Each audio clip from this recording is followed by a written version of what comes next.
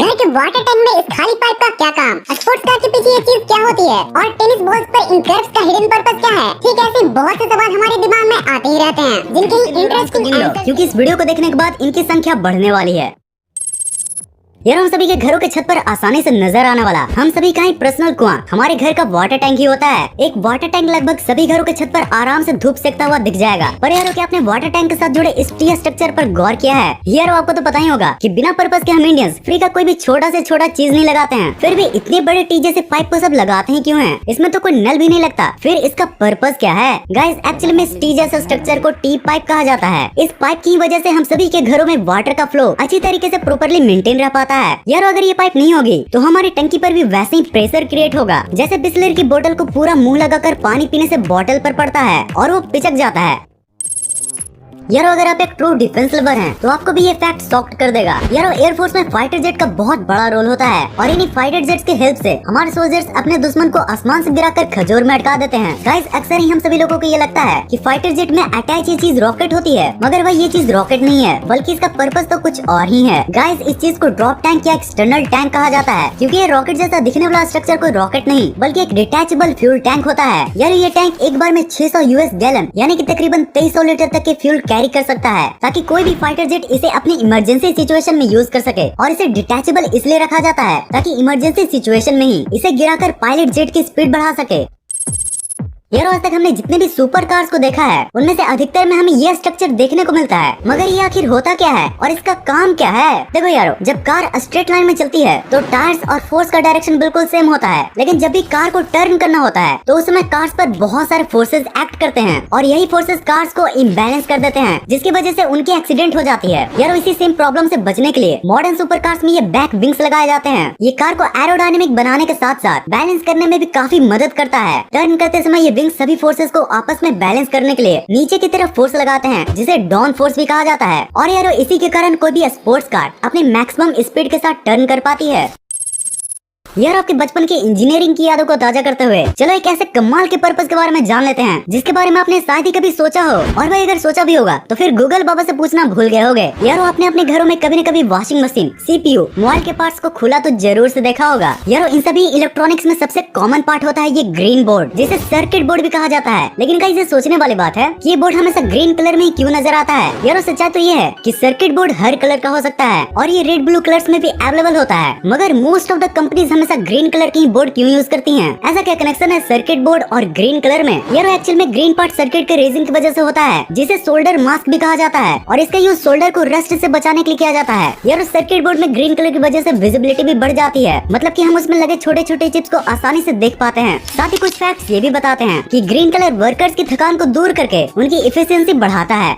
जैसे नेचर की ग्रीनरी को देखकर हमें कितना ज्यादा मजा। यार आप सभी लोग इस बॉल को तो अच्छे से पहचान ही रहे होंगे। यस गाइस, आपने सही पहचाना। वैसे तो ये टेनिस बॉल है, मगर हम सभी ने बचपन में इसे टेनिस से ज्यादा क्रिकेट खेला है। यार आपने क्रिकेट खेलते समय इस टेनिस बॉल पर इन कर्व्स को तो जरूर से ऑब्जर्व किया होगा, मगर क्या आपको पता है कि इन लाइंस के पीछे का पर्पस क्या है? यार देखो, टेनिस बॉल दो सर्कुलर शेप के रबर से जुड़ने से बनता है। ये रबर अंदर से खाली होता है, जिसे ग्लू से चिपका दिया जाता है, और गाइस टेनिस बॉल के बाहर एक स्पेशल फेल्ट की लेयर को लगाया जाता है जो इन बॉल्स को ऐसा शेप देकर जोड़ देता है, और ऐसे ही जोड़ने की वजह से ये लाइंस भी बन जाते हैं। यार इन लाइंस की वजह से बॉल में परफेक्ट स्पिन आता है और इसी से बॉल की स्ट्रेंथ भी बढ़ती है। यार अगर ये लाइन हमारे बॉल में न हो तो बॉल्स बहुत ही जल्दी फट जाएंगे, और जब मम्मी से बॉल की डिमांड करोगे तो फट के भी पड़ेंगे।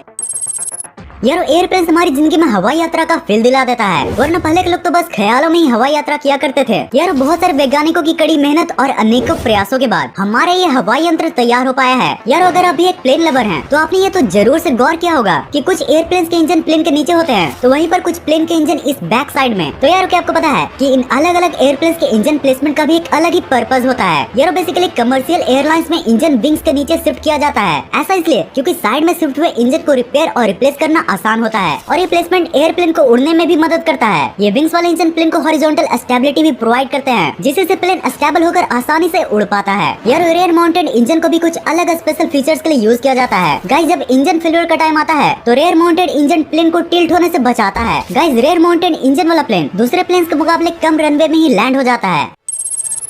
यार हमारे इस रंगीन दुनिया के बाहर भी एक कमाल की दुनिया है जिसके बारे में हम जानने के लिए हम हमेशा से एक्साइटेड होते हैं, और वो दुनिया है स्पेस की। उस बाहरी दुनिया में अलग अलग मिस्ट्रीज का पता चलते रहता है, इसीलिए नासा, इसरो जैसे ऑर्गेनाइजेशन ने स्पेस स्टेशन बना रखा है। यार अगर आपको यूनिवर्स के बारे में जानना अच्छा लगता है तो आपको ये तो जरूर पता ही होगा कि समय समय पर स्पेस स्टेशन की टाइमिंग को अर्थ की टाइमिंग से डिट्टो मैच करवाया जाता है। पर यार क्या आपको पता है कि इस तरीके से बार बार टाइमिंग मैच क्यों करवाया जाता है? भाई बस एक बार टाइम सेट कर दो ना और फिर बार बार बैटरी बदल दो। गाइस जैसा कि आपको पता ही होगा कि सैटेलाइट्स एंड स्पेस स्टेशन अर्थ के चारों ओर घूमते रहती हैं, और इसी वजह से दोनों जगह अलग अलग टाइम डायलेशन देखने को मिलता है। सिंपली बोलो तो आइंस्टाइन की थ्योरी के अनुसार स्पेस में घड़ी अर्थ के घड़ी के मुकाबले स्लो चलती है। वैसे तो ये टाइमिंग बहुत ही ज्यादा छोटी होती है, मगर फिर भी साइंटिस्ट समय समय पर स्पेस स्टेशन की वॉच को अर्थ की वॉच से मिलाते रहते हैं।